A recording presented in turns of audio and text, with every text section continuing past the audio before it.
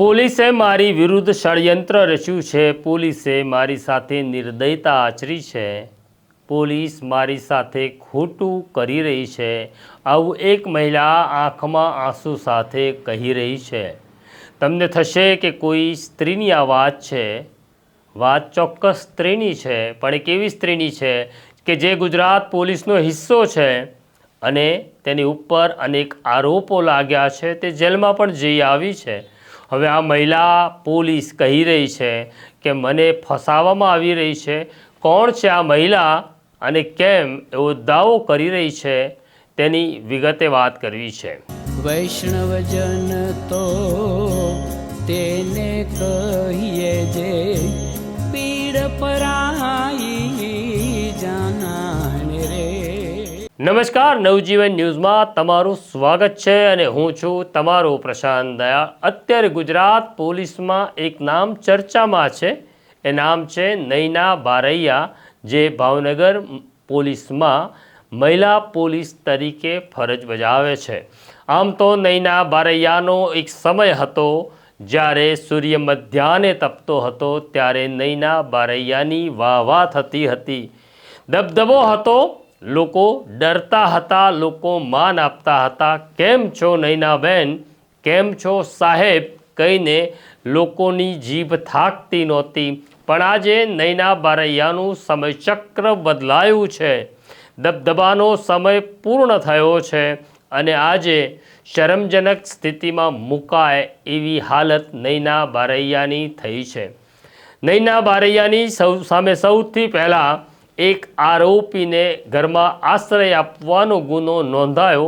ત્યાર પછી એક ગુના નોંધાતા ગયા અને છેલ્લે 5મો ગુનો નોંધાયો, જેમાં એક મહિલાએ નૈના બારૈયા ઉપર આરોપ મૂક્યો છે કે નૈના બારૈયા અને મારા પતિ વચ્ચે પ્રેમ સંબંધ છે અને નૈના બારૈયાએ મને ધમકી આપતા કહ્યું કે તારો પતિ મારો છે, જો મારો નહીં થાય તો કોઈનો નહીં થાય। હવે તમે આ નૈના બારૈયાને ઓળખી ગયા છો, પણ હવે નૈના બારૈયાનો એક વિડીયો ફરી વાયરલ થયો છે, જે નૈના બારૈયાએ પોતે બનાવ્યો છે। આંખમાં આંસુ છે, વેદના છે। આરોપ એવો છે કે ભાવનગરના ડીવાયએસપી રીમાબા ઝાલાએ તેમને ફસાવ્યા છે।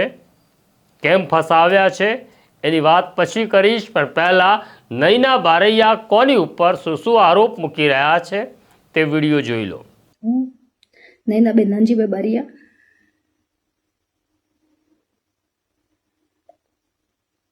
વાત કરવી છે મારે એક ષડયંત્રની, કે રીમા ઝાલા દ્વારા મારી ઉપર 5 ગુના નોંધવામાં આવ્યા છે કે જેમાં મારો 1% કે એક પણ ગુનામાં રોલ નહોતો। વાત કરીએ એટ્રોસિટીના આરોપી કે જે મારા દાદાના દીકરા થાય, અનિલભાઈ અને મુકેશભાઈ, એના બે અજાણ્યા 2 ભાણિયા એ રીતે ફરિયાદ નોંધાણી હતી એટ્રોસિટીની। એમાં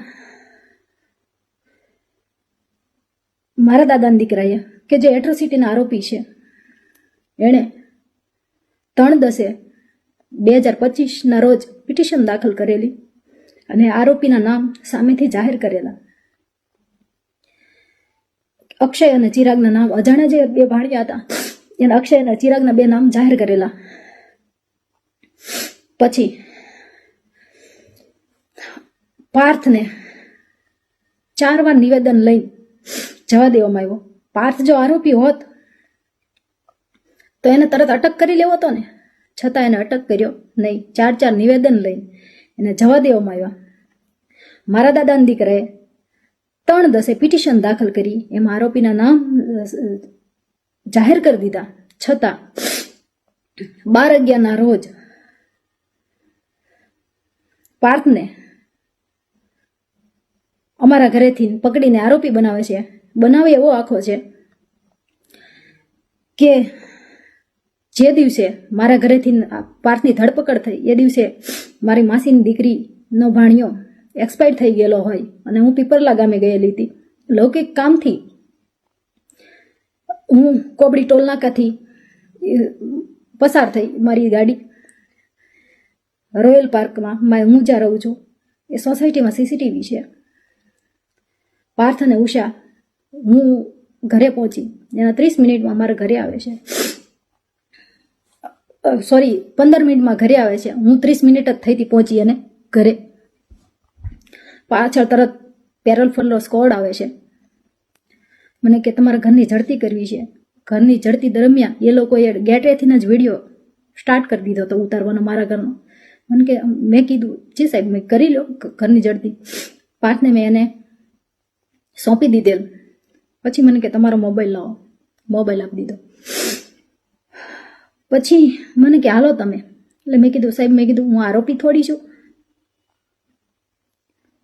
મેં કીધું હું આવું છું સાહેબ, મેં કીધું મારા ઘરે મરણ થઈ ગયું છે, હજી હું પહોંચી જ છું. અને મેં તમે પહોંચો ત્યાં હું આવું છું. તો નહીં અત્યારે ને અત્યારે કે અત્યારે જ આવો એમ આ જ હાલતમાં. ત્યારે મેં પ્લાઝો પહેરેલો, નાઇટ ડ્રેસમાં હતી. એટલે મેં કીધું તો સાહેબ 2 મિનિટ ઊભા રહ્યો, હું આવું છું. એની માથે મારી માથે ફરજ રૂકાવટનો ગુનો દાખલ કરી દીધો. હવે વાત એ રહી મારા ઘરેથી બોટલ દર્શાવી. મારા ઘરમાં એન્ટર થયા ત્યારથી વિડીયોગ્રાફી એ લોકોએ શરૂ કરી હતી.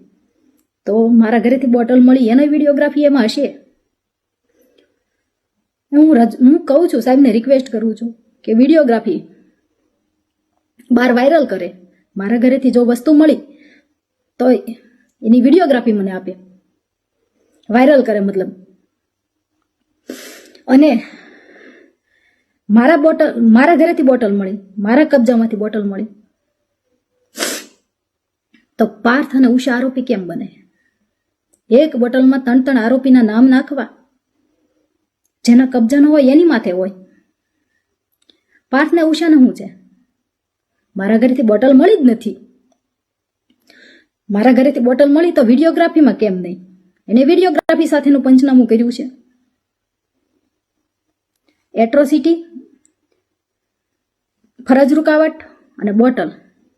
મને 15 તારીખે ખબર પડી કે મારી માથે ગુનો દાખલ થવાનો છે. એટ્રોસિટીમાં મને આરોપી બનાવવાની છે અને મારી જેલ એન્ટ્રી છે, જેના કારણે 15 તારીખે હું ફરાર થઈ ગયેલી. મેં આગોતરા જામીન મૂકેલા. હું મુંબઈથી મતલબ અમદાવાદ આવતી હતી. એ દરમિયાન મુંબઈ અને સુરતના ટોલનાકા વચ્ચે પીઆઈ જેબલિયા સાહેબ અને સ્ટાફ સાથે ઊભા રહી ગયા. હું અલ્ટિકા કારમાં આવતી હતી. મારી સાથે 2 બ્રાહ્મણ ભાઈઓ હતા. ટોલનાકે પહોંચતા એ લોકોને ઉતારી નાખે છે પીઆઈ જેબલિયા સાહેબ. હું પાછળની સીટમાં સૂતી હતી, આ 2 ભાઈઓ આગળ હતા. એટલે એને ઉતારી નાખે છે, જેનો મને ખ્યાલ હોતો નથી. પાછળની સીટમાં મારી બાજુમાં, એક્ઝેક્ટ મારી બાજુમાં પીઆઈ જેબલિયા સાહેબ આવીને બેસી જાય છે. આગળ એક કોન્સ્ટેબલ ભાઈ ડ્રાઇવિંગ કરે છે ગાડીની. પછી 50 થી 55 કિલોમીટર જેટલું હાલી જાય છે. ત્યારે મારી આંખ ખુલે છે તો જોયું તો મારી બાજુમાં જેબલિયા સાહેબ. આગળ જોયું તો ડ્રાઈવર ભાઈ બદલાઈ ગયા હતા, ઓલા લોકો. પછી મેં પાછળ જોયું તો પાછળની નંબર પ્લેટ વગરની ગાડીમાં, ક્રેટા ગાડીમાં મારી હારે જે 2 ભાઈઓ બ્રાહ્મણ હતા એ ક્રેટામાં હતા.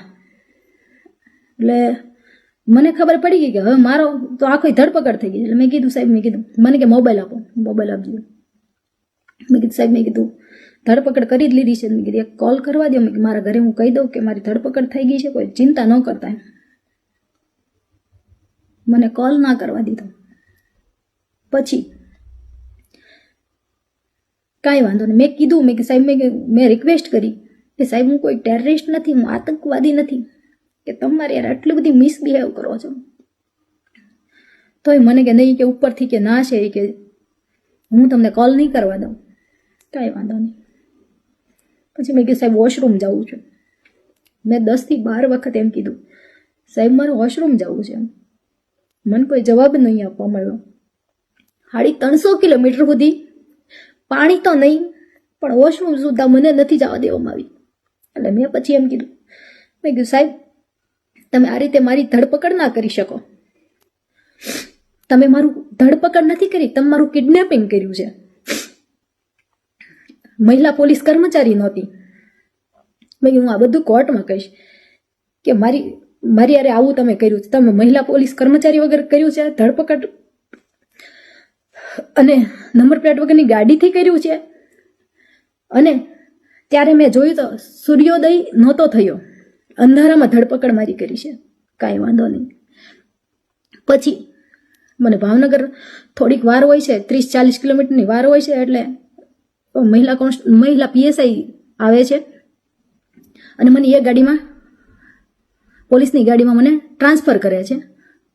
કાંઈ વાંધો નહીં. પછી હું ને આ SC/ST સેલ મારી અટકાયત બતાવી દે છે તરત, ત્યાં બધું તૈયાર જ હતું. પછી મારી જેલ એન્ટ્રી 24/11 રોજ જેલ એન્ટ્રી થાય છે. 3 ગુના ઓલરેડી નોંધાઈ ગયા: એટ્રોસિટી મદદગારી, પ્રોહિબિશન 1 બોટલમાં અને ફરજ રૂકાવટમાં 3 જેલ એન્ટ્રી થઈ છે. એટલે મારો જે સામાન, હું ફરાર હતી એ દરમિયાન સામાન સીધો જેલમાં જાય છે. જેલમાં સરખી ઝડપી ન હોવાથી મારું સિમ ભૂલથી એ લોકોથી મારી બેગમાં રહી જાય છે. એટલે ઝડપી આવે છે અને મારી પાસેથી 1 સિમ કાર્ડ મળી આવે છે. અને જે મારી જેલ એન્ટ્રી 24/11/2025 થી 12/12 સુધી, 12/12/25 ના રોજ સુધી ક્યારેય એક્ટિવેશન કે બિન અધિકૃત એનો ઉપયોગ કરવામાં આવેલ નહોતો, કે મને એ સમય દરમિયાન મારી એક પણ ચીજ જેલમાં આવવા દેવામાં આવી નહોતી, કે મારે કે સિવિલ આવેલી નહોતી, કે મારે કોઈ મુદત આવેલી નહોતી. તો એ સિમમાં મને આરોપી બનાવી દે છે અને એની 4થો ગુનો દાખલ કરી દે છે. જેલ અધિક્ષક સાહેબ કહે છે કે એની બેનનો એક્ટિવેશન ટાઈમ જોવે છે તો પહેલાંનો આવે છે, મારી જેલ એન્ટ્રી પહેલાંનો આવે છે. એટલે સાહેબ કહે છે કે અમારે ગુનો દાખલ કરવો નથી. રીમા ઝાલા કે ડીવાયએસપી પરાણે ગુનો દાખલ કરાવે છે અને 4થો ગુનો મારી પર દાખલ કરાવી દે છે. અને પછી મને જામીન મળે છે ભાવનગર પ્રતિબંધના. પહેલા મહુવા ઓર્ડર કર્યો, પછી દાહોદ કર્યો અને મારે ભાવનગર પ્રતિબંધ હતો. તો હવે વાત એ રહી, આ સિંગલ મધર તરીકે મારી ફરજ હોય, મારી જવાબદારી હોય, મારે 9 વર્ષનું બાળક હોય અને આ 3 મહિનાથી મારો બાળક સ્કૂલે ના ગયું હોય. મારું ઘર રીમા ઝાલા દ્વારા તદ્દન ખોટા ગુના દાખલ કરીને વેર વિખેર કરી નાખવામાં આવ્યું હોય, છતાં આજ 5મો ગુનો મારી માથે દાખલ કરી દેવામાં આવે છે. રીમા ઝાલાને જ્યારે હું મળવા ગઈ ને, મને પહેલી વાર જ્યારે બનાવ બન્યો ને ત્યારે પહેલી વાર મળવા ગઈ ને ત્યારે જ કીધું હતું કે તારી જિંદગી કે તારી અને તારા પરિવારની જિંદગી કે બરબાદ કરી દેશે. તમે કે તમારી હાથ પેઢીમાં કે ક્યારે આવું નહીં જોયું હોય, તમારી જિંદગી કે બરબાદ કરી દેશે, તમને જીવન લાયક નહીં રહેવા દેવાનું. ખરેખર રીમા ઝાલાએ એ વસ્તુ કરી. SEBમાં ફૂલ ટ્રાય કરી લીધી, GSTમાં ફૂલ ટ્રાય કરી લીધી. મારા તમામ ગ્રુપમાં કોઈ માણસને બાકી નથી મૂક્યો. રીમા ઝાલાએ તમામ માણસોને ફોન કરીને બધાને બોલાવ્યા કે નૈના વિરુદ્ધ તમે ગુનો દાખલ કરો. એ માણસો પાછા મને કહે છે, મારી પાસે એના પુરાવાઓ છે. રીમા ઝાલા એમ કહે છે તમને SP સાહેબ દ્વારા સંપૂર્ણ મદદ મળી રહેશે, તમને IG સાહેબ દ્વારા તમામ મદદ મળી રહેશે. એવું રીમા ઝાલા કહે છે. તમે ક્યાંય બિંદાસ, તમે ક્યાંય ડરોમાં, હું તમારી હારે છું, તમે નૈના વિરુદ્ધ ગુનો દાખલ કરો. એટલે હું એ કહેવા માંગુ છું કે મેં કોનું ખરાબ કર્યું છે, કે મારો કોણ દુશ્મન છે, કે આટલી હદે હું કામ મને આટલી ટોર્ચર કરે છે, આજ મને મરવા મજબૂર કરી દીધી છે. મારું ઘર વેર વિખેર કરી નાખ્યું છે. 5 ગુના છતાંય હજી એવું નથી કે મારી ઉપર 6થો ગુનો દાખલ નહીં કરે. એને 5 ગુના કરી નાખ્યા, હવે પાસામાં ઠોકાઈ જાઓ. મારું ઘર તો ઓલરેડી એને વેર વિખેર કરી નાખ્યું. મારું બાળક ભાવનગર જે 9 વર્ષનું છે જેને ભત્રીજો રાખે છે, બેનની ભાણકી રાખે છે. ઘર તો આખું વેર વિખેર કરી નાખ્યું. મારું બાળક 3 મહિનાથી સ્કૂલે નથી ગયું. મારો દાહક ખાતે ઓર્ડર કરી નાખ્યો. મારા બાળકને હું મળી નથી શકતી. છતાં રીમા ઝાલાએ કુંદનને 5મો ગુનો મને દાખલ કરાવ્યો. કુંદનને સામેથી 30/12 SC/ST સેલે મતલબ મહુવા ખાતે બોલાવે છે. એ 2 વોરંટ આપે છે.